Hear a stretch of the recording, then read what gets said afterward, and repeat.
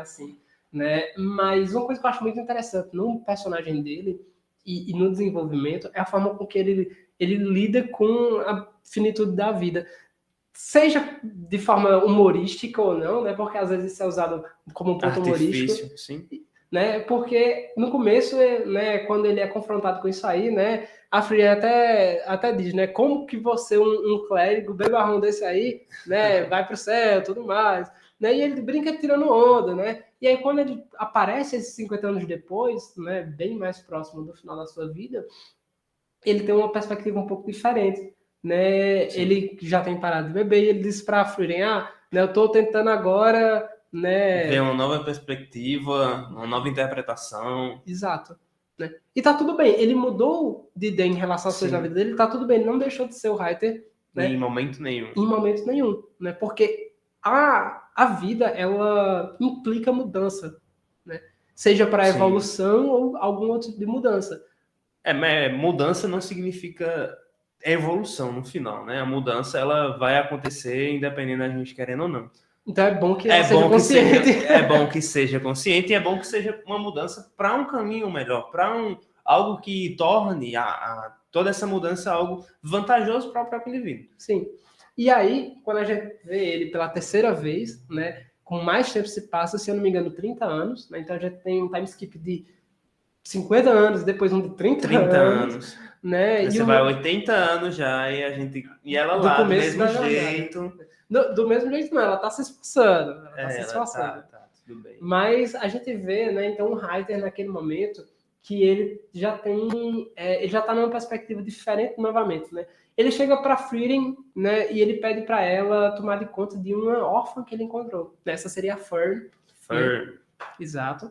Né? E essa órfã, ela tem algumas qualidades bem específicas que fazem dela um aprendiz perfeito? Eu não teria um aprendiz perfeito, mas talvez uma companheira muito interessante para Frieren, certo? E o Reiter, ele vê na Fern uma maneira de fazer a coisa certa, né? Se a gente voltar um pouquinho, a gente fica subentendido que aconteceu um grande conflito naquela região, né? Depois da morte do Himmel, aconteceu esse grande conflito, e o Reiter fica com essa impressão de que, olha, se ele tivesse aqui, as coisas teriam sido diferentes. Né? E ele se culpa porque ele não tinha a capacidade de fazer o que o Reiter, que o Himmel podia fazer naquele momento. Né? Mas tem uma coisa que ele descobre que ele pode fazer. Né? Ele encontra essa órfã dessa guerra que teve, a gente não sabe se foi um catástrofe, se foi uma guerra, o que é que foi, né? Mas ele encontra essa órfã e ele decide cuidar dela. Né? E ele fala em determinado momento, né, que é o que o Himmel faria. E ele fala isso para a própria Frieren, né? Eu fiz isso porque é o que o Himmel faria. Exato. Né? E a gente tem no Reiter, então, essa figura paterna para Fern. Só que ele é uma figura paterna que começa a sua jornada como figura paterna já aos 90 e poucos anos de idade. Já tá bem para lá. Então, a maior preocupação da vida dele se torna, então, a Fern e o que vai ser dela. Né? Ele viveu a vida dele, ele viveu a história dele. Agora ele está preparando algo para a próxima geração. Né? Mas essa preocupação ainda existe, né? De o que vai ser dessa pessoa.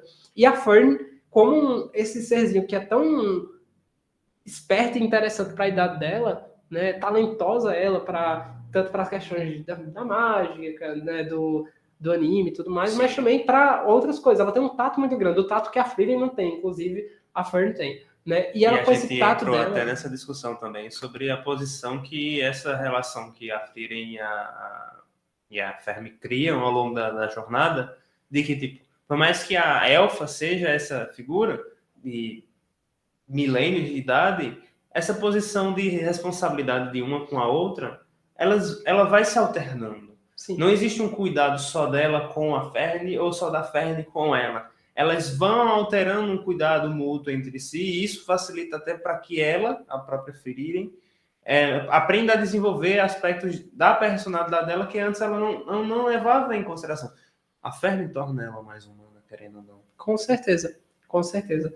Né? E a gente tem na Fern essa percepção do que o Reiter estava sentindo. Né? O Reiter sentia, poxa, eu preciso, né, garantir o futuro dessa menina, né? Eu salvei a vida dela Pra quê? Pra ela ficar ao relento novamente? Eu vou deixar ela sozinha no meio da rua. Pois Não é. vai fazer isso. Pois é, né? Então, ele tem essa necessidade e a Fern sente essa necessidade. E ela se cobra, né, de certa forma, o sentido da vida do Ryder naquele momento se torna: vou criar essa pessoa, né? Vou fazer ela alguém que consegue navegar a sociedade e se sustentar e tudo mais. E a Fern olha e pensa: vou fazer essa pessoa que cuidou de mim ficar tranquila. Então, você tem essa intencionalidade um para o outro, só que naquele momento não tem como eles realizarem aquilo sozinhos. A Frieren entra aí, né, sem planejamento isso, né, por parte de nenhuma das partes. Nenhum momento.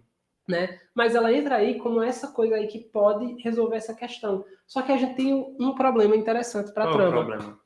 A Frieren não quer ter um aprendiz. Você sabe por quê? Por quê?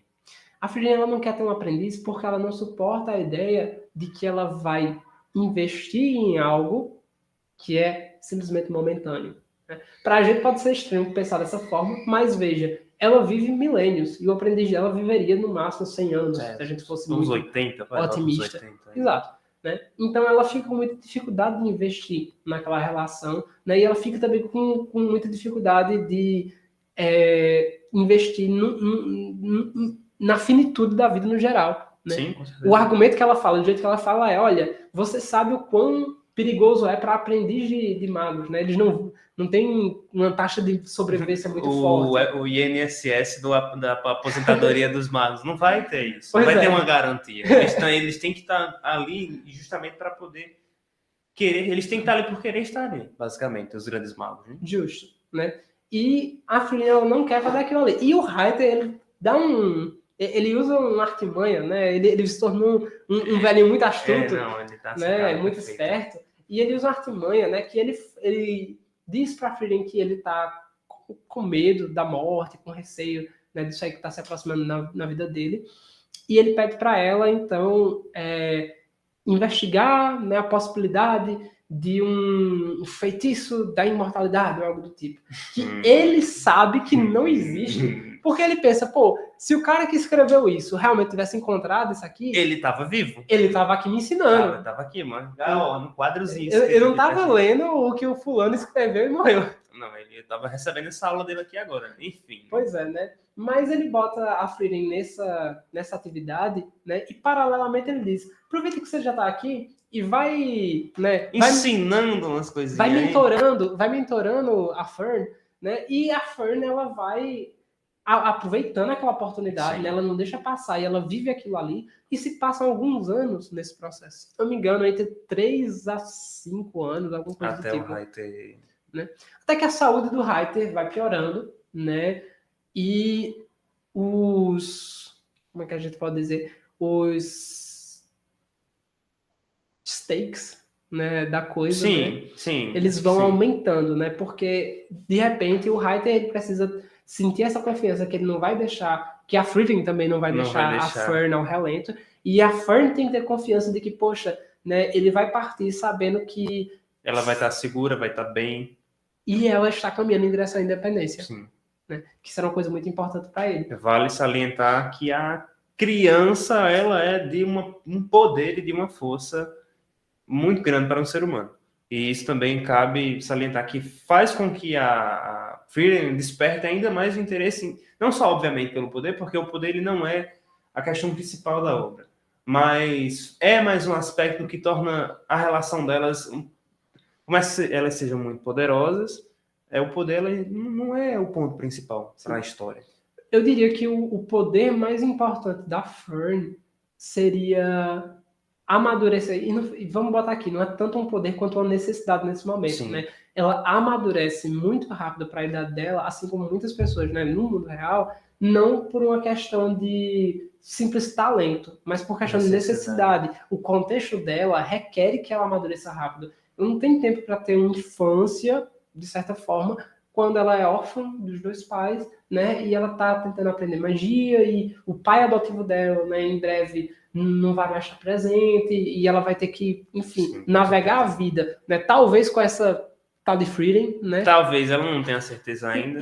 Ou talvez não, né? Então, tudo isso aí causa que a Fern, ela se preocupe muito com as questões de amadurecimento, né? Tanto como na área profissional dela, que ela escolheu, né? Que foi a magia, né? Quanto em outras áreas também, né? Então, algumas coisas é engraçado porque o personagem dela, às vezes, parece contraditório, porque você vê uma pessoa que, para algumas coisas, em alguns momentos, tem uma maturidade excepcional, e para outros parece completamente imaturo. Disfuncional, E completamente. a gente vê isso no mundo real quando a Sim. gente olha para pessoas que passaram por esse tipo de situação. Seja uma situação de abuso na infância, seja uma situação de perca de algum parente, alguma situação. Trauma, no geral, né? Ou pessoas que precisaram amadurecer, porque, por exemplo, vem de uma família de baixa renda e precisa se sustentar, precisa ajudar a família a se sustentar, né? Então tem que trabalhar desde cedo, né? Tudo isso aí acontece. São realidades, né? A gente não tem como alterá-las. Sim, mas aí a gente percebe que a pessoa ela vai desenvolvendo uma maturidade muito grande para uma questão profissional, uma maturidade muito grande para uma coisa para outra, e às vezes uma imaturidade em outras questões, né, que funciona como um ponto cego, né? E isso é algo que de certa forma acontece com a Fern, né, de certas formas, né, a gente vai observando isso durante o anime, a gente não vai entrar em detalhes sobre isso, porque Nós a gente não teria vamos que falar sobre toda a obra também. a gente não vai falar sobre toda a obra, né, aqui, então a gente não pode entrar em detalhes sobre tudo, mas eu acho isso muito interessante, né? Mas o que acontece em relação a esse conflito, né, entre levar ou não levar a Fern, é que o Reiter, ele chega para a Frieren e ele abre o jogo, ele fala, olha, né, eu não tava me importando com aquilo ali, né? A Frieren, na Não verdade, chega era e fala, algo que olha, eu sabia que ia ter fundamento. Eu só queria manter você aqui. ela chega e fala, olha, infelizmente, má notícia, não tem esse negócio de imortalidade, não funciona. Não existe, oh, que pena. Mas ele fala, tudo bem, não era esse o meu objetivo. Não era exatamente isso que eu queria. Não era esse o meu objetivo, né? E aí a gente tem um momento muito interessante, né? Que a gente vê a Fern se esforçando, né? Para conseguir aquilo ali a tempo, e ela consegue. Ela consegue o desafio, né? Que ela tinha se imposto, né? Que, olha, se eu acertar esta pedra, né? Que é uma pedra que fica muito distante, dessa distância aqui, né? Então significa que eu tenho habilidade suficiente como um mago para me sustentar e para sobreviver. Sair na jornada sozinha caso precisasse. Né? Exato. Né? E ela consegue provar isso, né? E as duas ambas conseguem se despedir do Reiter de uma forma muito melhor do que a Frieren se despediu do Himmel, inclusive. Você vê que a morte do Himmel, ela abalou a Frieren, não abalou os outros amigos. Porque eles já tinham lidado com aquilo ali, eles já estavam se preparando para aquilo ali. E nessa vez, quando ela soube viver os momentos finais ao lado do amigo. Ela não chegou e disse, eu queria ter vivido mais tempo com você. E não é uma cena muito marcante, porque se a gente voltar para a morte do Himmel, onde ela está simplesmente chorando, desconsolada, e justamente nesse ponto de querer ter vivido mais as experiências. E ao longo da história, essas experiências que ela viveu ao lado dele, ao lado dos amigos, ela vai fazer uma jornada muito parecida com a Fermi, posteriormente com o Stark, que eles vão percorrer caminhos parecidos.